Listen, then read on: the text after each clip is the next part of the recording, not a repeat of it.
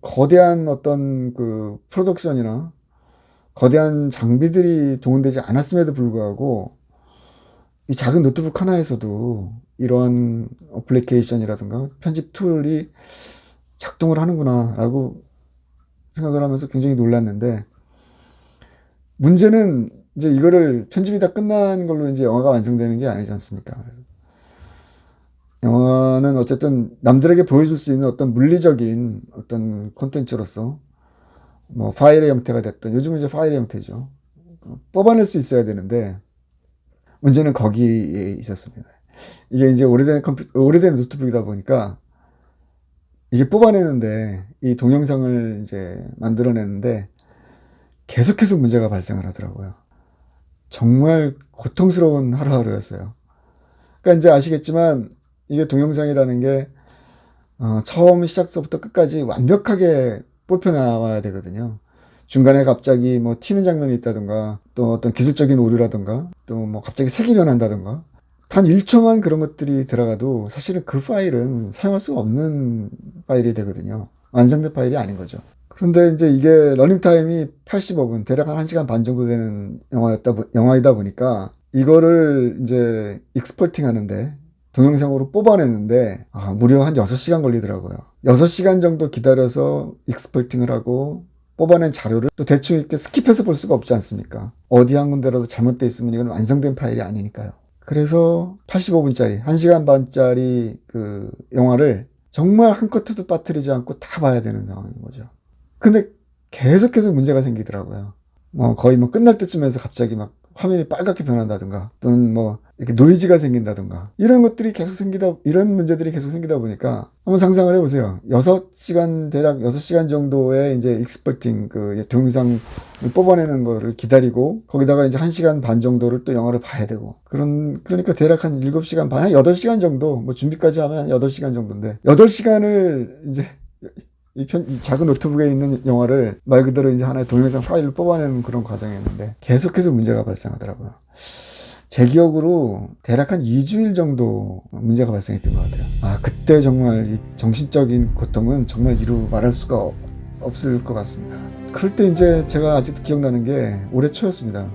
한 2월쯤 됐던 것 같은데, 새벽에 제가 이제 잠깐 산책을 좀 나가려고 바깥에 나갔는데, 하늘에서 별이 좀 그날따라 좀 굉장히 날씨가 좋아서 그랬는지, 날씨는 굉장히 추웠음에도 불구하고 하늘에서 별이 막 반짝반짝거리는 거예요. 그래서 별들을 하나씩 하나씩 보면서, 사실 제가 어렸을 때부터 좋아했던 게 이제 별들을 보는 거였었거든요. 무슨 뭐 별자리를 관찰하고 뭐 그런 건 아니고, 단지 저는 이 거대한 우주가 작동된다는 게 너무 신기했고, 그 별자리는 바로 그 우주가 작동되고 있다라는 하나의 증거라는 좀 생각이 들었습니다. 그래서 좀 외롭고 힘들 때는 좀 별을 좀 보는 좀 습관이 있는데, 아마도 그날 그랬던 것 같아요. 계속해서 2주일 동안 이 작업이 제대로 정상적으로 동영상이 완성이 안 되고 굉장히 고통스럽고 힘들어온 시간들을 이제 어떻게 해야 되나 고민을 하고 있었는데, 새벽에 문득 갑자기 별을 보면서 제가 떠올랐던 생각 중에 하나가, 이 지구상에 대략 한 77억 정도의 사람들이 살고 있는데, 77억 인구 중에서 1950년대 북한 전쟁과들의 동유럽 이주의 역사를 저만큼 잘 알고 있는 사람이 또 있을까? 좀 문득 그런 생각이 들더라고요. 개별적으로 뭐 동유럽 5개 나라를 취재를 하면서 여러 사람들을 만났는데, 폴란드, 루마니아, 불가리아, 체코, 헝가리까지 곳곳에서 개별적인 연구자들은 존재를 합니다. 그러니까 폴란드의 전문 연구자들이 존재를 하고, 그 폴란드의 전문 연구자들이 또 북한의 역사나 북한의 정치 체제에 대해서 또 굉장히 또 해박한 지식을 갖고 있는 사람들도 있고요. 불가리아도 마찬가지고 루마니아도 마찬가지였습니다. 근데 제가 한 작업은 단지 한 개의 국가에 국한된 이야기가 아니었었거든요. 말 그대로 이 동유럽 전체에서 벌어졌던 일들을 한번 꿰뚫어보자. 그리고 그 안에서 과연 공통점은 무엇이었고 또 차이점은 무엇인가, 그것을 객관적인 자료만으로 한번 좀 탐색을 해보자. 그렇다면은 우리가 북한이라는 그 나라, 북한이라는 정치 체제에 대해서 조금은 더 정확하게 인식할 수 있는 계기가 될 수 있지 않을까, 그런 생각이 들었었거든요. 막상 현재 취재다 보니까 전문가들이 꽤 있더라고요. 근데 문제는 그들은 자신들의 나라에 관한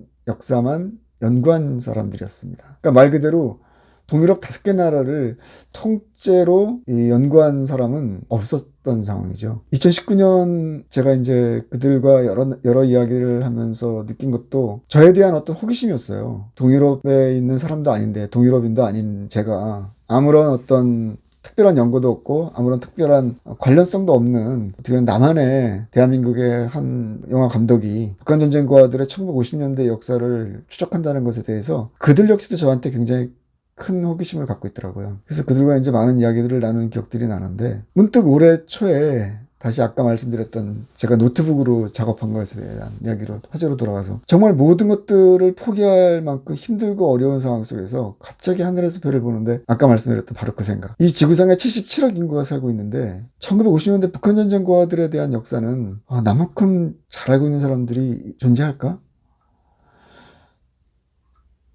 저는 그때 굉장히 큰 용기를 얻었습니다. 그렇다면 이것은 반드시 제가 완성을 해내야 되는 일이고 또 분명히 가치로운 일이 될 것이다. 제가 완벽한 작품을 만들어낼 수는 없겠지만 분명히 이런 작품을 통해서 제 다음에 누군가가 이 작품을, 이 역사적 소재를 계속 추측해 나간다면 보다 더 구체적이고 보다 더 생생하고 보다 더 풍부한 자료들을 만들어낼 수 있을 것이다. 뉴턴이 했던 말 중에서 아주 멋진 말이 하나 있죠. 거인의 어깨를 딛고 세상을 본다. 저는 저 뒤에 오는 이 역사적 사건을 추적하는 사람들에게 좋은 밑거름이 될 수도 있지 않는가, 그런 생각이 좀 들었습니다. 저는 그게 사명감이었다고 생각이 들어요. 제가 이 말씀을 드리는 이유는 사람은 아무리 힘들고 어려운 일이 있다 하더라도 가치로운 것에서 정말 자기 확신을 얻는다는 생각을 좀 하게 됐습니다. 그렇기 때문에 지금 당장 힘들고 어려운 상황들이 계속 벌어지고 있지만 정말 그것이 가치로운 일이라면은 그것은 정말 포기하지 말아야 되는 일이고 또 언젠가는 분명히 어떤 형태로든 간에 보상을 받을 것이다. 저는 그런 생각을 좀 가졌습니다. 제가 2004년도 처음 이 역사적 사건을 추적하면서 루마니아에 있는 부크레스티의 한 기록필름 보관소에서 처음으로 4분 30초짜리 북한 전쟁과들의 일상을 담은 35mm 기록필름을 제가 찾은 순간도 기억이 나는데요. 그때 그 루마니아의 기록보관소 직원이 35mm 그 필름통을 갖고 들어오는데 그 은빛 나는 그 필름통 위에 먼지가 뽀얗게 앉아 있더라고요. 그리고 시간이 오래됐기 때문에 한 70년 정도 지났기 때문에 정말 곳곳이 녹이 슬어서 이렇게 검게 변해 있고, 말 그대로 만약에 제가 그 역사적 자료를 추적하지 않았다면 루마니아 기록보관소에 있는 북한전쟁과들의 그 기록필름은 어쩌면 영원히 그냥 기록필름 보관소 창고 안에 잠자고 있지 않았을까, 그런 생각이 들었습니다. 굉장히 숙연했던 순간으로 저는 기억이 나는데요. 오늘 그래서 제가 꼭 말씀드리고 싶은 것은, 저는 물론 이 영화를 통해서 아직까지 어떤 말 그대로 흥행을 했다던가 명예를 많이 얻었다던가 이런 것들은 사실은 없습니다. 애초에 그 바란 것도 아니고요. 다만 이것이 정말 우리가 살아가고 있는 오늘날의 대한민국에서 가장 중요하게 인식해야 되는 북한에 대한 인식. 오늘날 많은 분들이 이제 불만을 갖고 있는, 현 정부에 대해서 불만을 갖고 있는 분들도 많이 계신데, 또 동북아시아 질서에서 나타나고 있는 여러 가지 비정상적인 어떤 상황들, 저는 이것이 북한 체제와 북한의 정치체제, 다시 말해서 남북관계와 아주 긴밀한 연관을 갖고 있다고 생각합니다. 결코 무관하지 않은 일이라고 생각합니다. 우리가 문제를 설정하는 이유는 문제를 해결하기 위해서 문제를 설정하는 것이거든요. 그렇다면 문제가 올바라야지 문제를 해결하는 답도 올바르지 않을까. 그 공식을 그대로 이 남북관계에다 대입시켜 봤을 때 우리는 과연 북한이라는 체제, 남북관계에 대해서 올바른 문제 설정을 하고 있는가, 그리고 이 올바른 문제 설정을 하기 위해서 상대방에 대해서 정확한 인식을 하고 있는가. 저는 굉장히 퀘스천 마크를 달 수밖에 없었습니다. 제가 동유럽에서 발굴했던 이 1950년대 북한 전쟁과들의 역사는 단순한 호기심이 아닙니다. 보다 더 근본적인 이유를 말씀을 드린다면, 제가 북한에 들어가서 북한의 정치체제를 연구하거나 또는 그 실상을 갖다가 어떤 정말 진실된 저널리즘에 기초해서 파악할 수 있는 입장이 아닙니다. 아마 간다 그래도 사실은 받아준다 해도 내부적으로 모든 것들이 순탄치 않을 것이라는 건 당연하고요. 그들의 정치체제와 그들의 속성으로 봐서요. 심지어 친북적인 인사가 들어간다 하더라도 이 1950년대 북한전쟁과들의 역사는 제대로 다룰 수가 없습니다. 왜냐하면 그들의 가장 약점들, 김일성 체제의 본질과 김일성 체제의 허구성을 아주 적나라하게 노출하고 있는 부분이 바로 이 1950년대 북한 전쟁과들의 역사이기 때문입니다. 그렇다면은 이거를 통해서 우리가 정말 제대로 된 북한을 인식할 수 있는 하나의 계기가 될 수 있지 않을까. 결론부터 말씀드리면 저는 동유럽에서 이 북한 전쟁과들에 대한 역사적 자료를 발굴하면서 마치 원석을 발굴하는 듯한 느낌이 들었어요.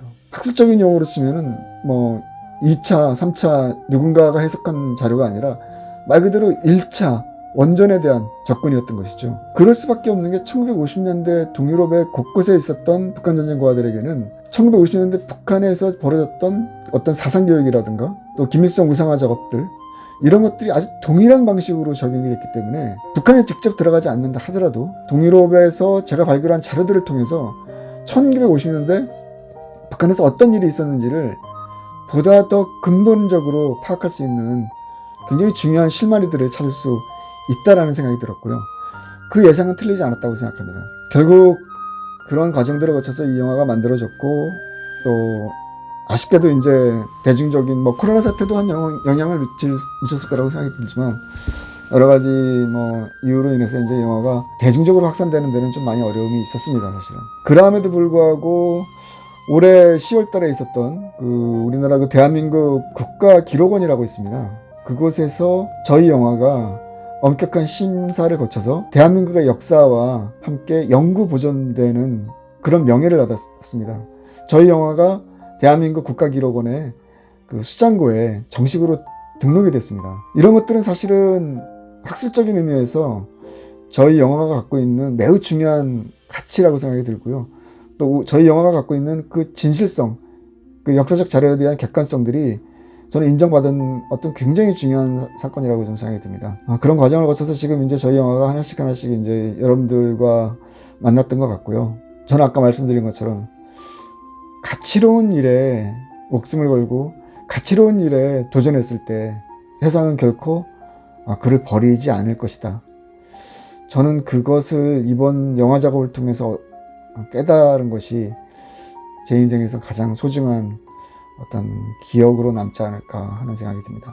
코로나 시대에 아쉽게도 이제 관객들과 직접 만나서 얼굴을 맞대고 영화를 보고 토론할 수 있는 기회는 없지만 앞으로 좀 이런 방식을 통해서 이런 비대면 또 화상회의라든가 요즘 그런 것들이 많이 좋은 툴들이 많이 있기 때문에 그런 방식을 통해서 저 역시도 끝까지 포기하지 않고 김일성의 아이들을 대한민국의 모든 사람들이 감상할 수 있는 그날까지 포기하지 않고 계속해서 노력해 볼 생각입니다.